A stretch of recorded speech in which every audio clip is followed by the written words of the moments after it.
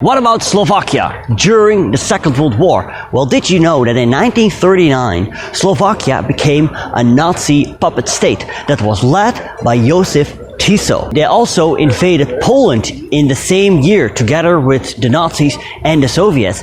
And did you know that the Slovaks also sent an expeditionary force to the USSR to aid the Germans with their conquest of the Eastern lands?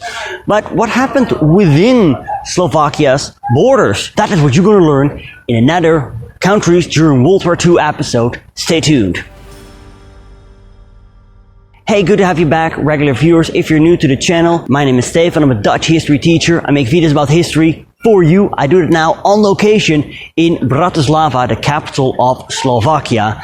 And if you find it interesting, well, consider subscribing and also hit that notification bell. After the First World War, an independent Czechoslovakia saw the light of day. These territories were previously part of the Austro-Hungarian Empire, which had crumbled by the end of the First World War. Many Slovaks hoped that the new state would be something like the Austro-Hungarian Empire, where the Slovaks had some autonomy. Slovak autonomists envisioned this. Some were willing to go further and strive for an independent and separate Slovak nation. The main political force behind this was the Hlinka Slovak People's Party, led by Catholic priest Monsignor Andrej Hlinka. The program of the party was based on the social teachings of the Catholic Church, nationalism, anti-communism, and also the model of the authoritarian state as it existed in Austria and partly also in Italy, Portugal, and Franco's Spain. Democracy was rejected as an outdated concept.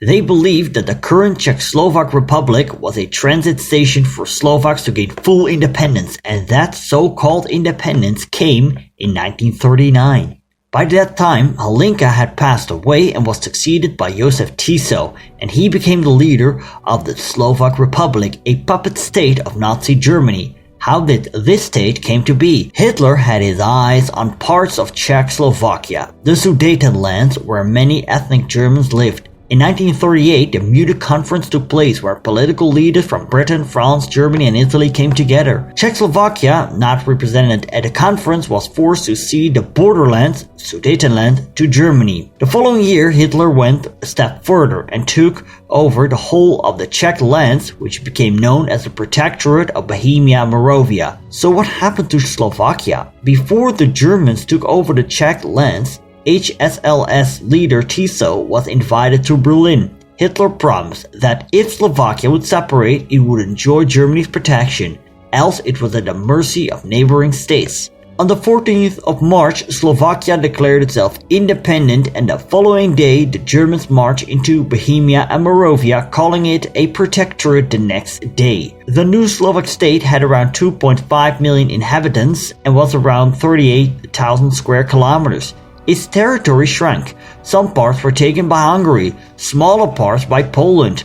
There is much more to this, like the Slovak-Hungarian border war, and then there's also the short-lived state Carpato-Ukraine, but that's for other episodes. The lawmaking body was, as before, the Diet, elected by universal suffrage for 5 years. The Diet elected the president for 7 years. The executive body was the Slovak government. In this respect, Slovakia was a standard state with the republican form of government. But in reality, the Slovak system was no democratic state at all, since no elections ever took place. The Slovak army had around 30,000 men and took part in the invasion of Poland and annexed some of the territories, while the bulk of the nation was carved up by Germany and the USSR. The Slovak armed forces would grow to around 90,000 men. Around half of these men would join Germany's attack on the USSR as the so-called Slovak Expeditionary Army Group. That for sure is a topic for a future video. Initially, morale among these Slovak soldiers was low, and justifying the attack was a big task for official Slovak propaganda. Relations between Slovakia and the USSR have been good. Nevertheless, when Slovak soldiers were greeted as liberators by, for example, Ukrainians who had since the Soviet annexations of eastern Poland been living under Soviet rule, and when the Slovak soldiers witnessed the reality of Soviet rule, dire poverty, destroyed churches, and prisons filled with executed prisoners, morale improved. Yet, later Slovak soldiers witnessed the terror committed by the advancing Germans. Combined with the severe winter conditions, morale plummeted. Also because the Hungarians took part in the campaign, and the Slovak government saw it as very unlikely that the former Slovak lands that were annexed by Hungary would ever return. As time progressed, the numbers of Slovak soldiers in the east was constantly reduced. And then there was also the Hlinka Guard.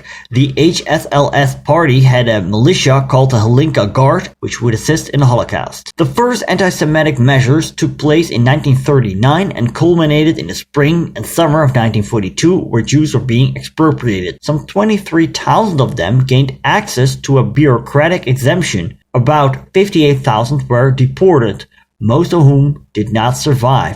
In 1943, Slovak bishops intervened on behalf of Jewish converts to Christianity and Christians of Jewish origin, after which the deportations stopped. Yet, after the failed Slovak national uprising, German troops entered the country. With them, the notorious Einsatzgruppe and another 12,000 were killed. In the end, 3/4 of the Slovak Jews would perish during the war.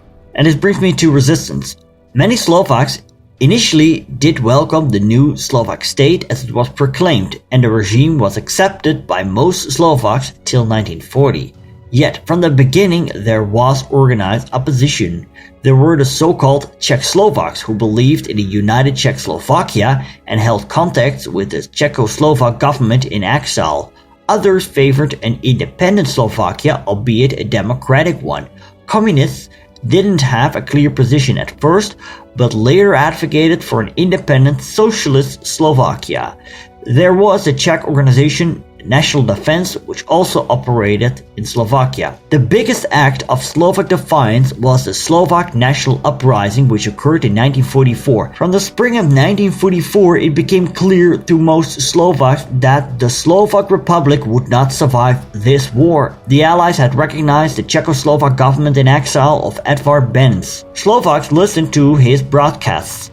In 1944, Beneš stated that the Slovak population was betrayed by numbers of unworthy and treacherous politicians, Magyarophile renegades, and uneducated fascists, who will certainly have to suffer fully for their crimes. Around that time, partisans were drawn by the Soviet Air Force in the east and center of the country to organize resistance. Slovak communists and their sympathizers joined them. They committed acts of sabotage. They encountered almost no resistance from Slovak authorities since the Slovak police force was inadequate for such a task. Martial law was declared mid-August, which in reality only existed on paper. Towards the end of the month, German forces entered the country and the Slovak army revolted. Around 60,000 Slovak insurgent forces were able to stop the Germans for 2 months. Towards the end of October, the Germans had suppressed the uprising and occupied the whole nation. It led to murderous consequences. Villages suspected of collaboration with the insurgent army, that by now was called the Czechoslovak Army in Slovakia, were destroyed and many people executed. And not only those who took part in the uprising or were accused of this suffered, as Timothy Schneider wrote. In Slovakia, a national uprising led to a German intervention and to the murder of thousands of Jews who would otherwise most likely have survived. Eventually, the Red Army took over the country and the capital of Bratislava early April 1945. With that, the Slovak Republic ceased to exist. After the war, Josef Tiso, among other high-ranking persons of the former Slovak state, were tried and executed. When researching this episode, I was well aware that there are so many things and aspects to cover and to cover more in detail. So, if you want to share your additional information, let me know in the comments below the video. As a puppet state, Slovakia was dragged into the Second World War to be reunited with the Czech lands after it, to end up under the communist sphere of influence. If you like to learn about other countries during the Second World War, you can click right here for the playlist. Don't forget to subscribe, and if you want to support me, you can do so via Patreon or via PayPal. The links are in the description. Well, thank you for watching and best wishes from Bratislava, Slovakia.